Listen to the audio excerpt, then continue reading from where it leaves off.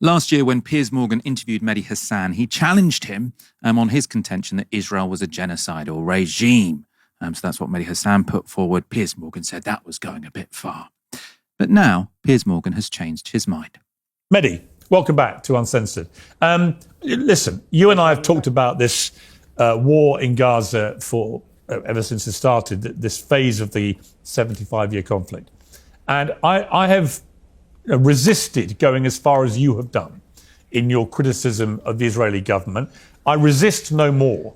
I think we've reached common ground about what we view is happening and has been happening through this period of this blockade, which frankly is just starvation of the people there, including so many innocent young women and children. And I think that the incessant bombing and killing, and we don't know how many civilians have been killed, but it is on a daily basis. It looks like hundreds of people every day, with no apparent attempt, it seems to me, to have any real plan for how this ends or what happens when it ends, other than if you look at what Smodrich has been saying, probably the most right-wing member of a very right-wing government, he is talking in a genocidal language about kicking all the Palestinians out. So I think you and I have reached a place in the last few weeks where we are in agreement. I mean, obviously, they were also saying that 18 months ago, they were saying that immediately after October the 7th, that how the Israelis wanted to respond is they wanted to kick everyone out. They were saying they're all animals. They're saying no one is innocent. So, Piers Morgan has taken a little while to get to this position. I suppose to his credit, he has invited a lot of people on from all sides and sort of had probably more vociferously pro Palestine pundits than any other channel. He's also had vociferously pro-Israel pundits, but, he hasn't closed down the debate at least. Let's look at how Mehdi Hasan received that change of heart from Piers. And I'm glad we're in agreement. I wish we weren't. Actually, I wish I had been wrong and you were right. I wish that a year ago when I said on your show, you said, well, if it's not about the hostages, what's it about? And I said, it's about depopulating Gaza. It's about conquering Gaza. I wish I'd been wrong. But as you said, Bezalel Smotrich, the finance minister in the Israeli government, said this week, we are there to conquer, cleanse, and remain. Those are his words. We are disassembling Gaza, he said. We are leaving it as piles of rubble. He says, we're doing something that no one's done in the world before. He bragged out loud, and he said, yes, the Gazans will have to leave. So all of those things are stuff some of us were saying last year. I wish we hadn't been vindicated in this horrific way. The killing is ongoing. The starvation is ongoing.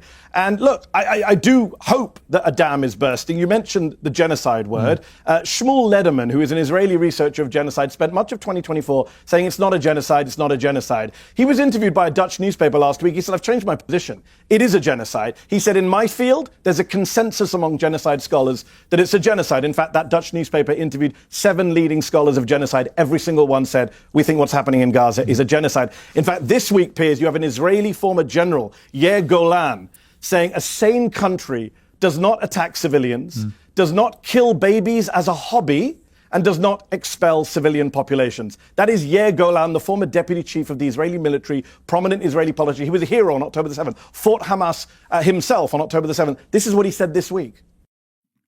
Aaron, I want your take on this. I think Mehdi sort of talked there about a dam having burst. People who beforehand were sort of giving Israel the benefit of the doubt when they definitely didn't deserve it, now sort of saying, okay, fine, now it's clear enough. Does that matter? I don't know, Michael. I don't know. In terms of what was said by Smotrich about depopulating Gaza and people never living there again, or Gazans never living there again, maybe it stops it. I don't know. In terms of a greater Israel project, it perhaps helps. It probably has implications with regards to how Israel conducts itself in the West Bank over the next 6 months. But until, we can agree, we can say, yeah, it's genocide, yes, it's ethnic cleansing. But our government right now, Michael, even though Keir Starmer is, co-signing letters with Mark Carney and Macron, the Royal Air Force is giving more reconnaissance to Israel about what's going on in Gaza than the US is, right? Where, as Matt Kennard so expertly has talked about, we are sending so many recon planes over from Cyprus into Gaza, only a 45-minute flight, and we are giving them a ton of information and data. And so many of those flights have gone there, and actually the Foreign Office is incapable of telling people, often in the form of FOI requests, why are they going there? Great. Piers Morgan's changed his mind, and I do think it'll have some consequences, Michael. But fundamentally, what has to shift is that major powers, if not the US, and I don't think it will happen, but major powers like France, the UK, major powers are going to have to say sanctions. They're going to have to. Now, I don't think sanctions always work, by the way. I don't support sanctions on Iran. I think isolating a country like that often means you're empowering the existing regime by isolating them. You give them more power over their domestic population, not less. But in the case of Israel, Michael, this is a country which is highly integrated into global trade, high GDP country.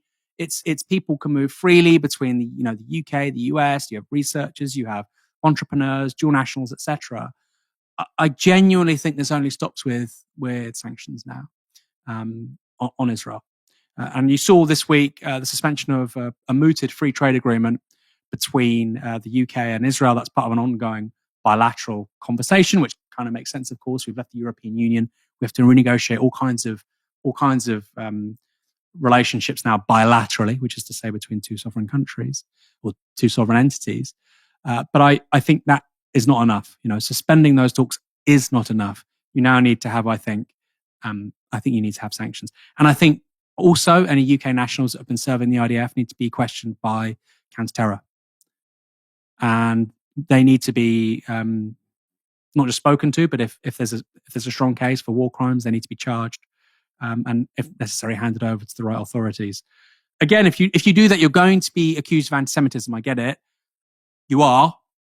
But I think that's what has to happen. Otherwise, I think lots of this is talk. And yes, it blunts the Israeli war effort, but things just go a little bit more slowly.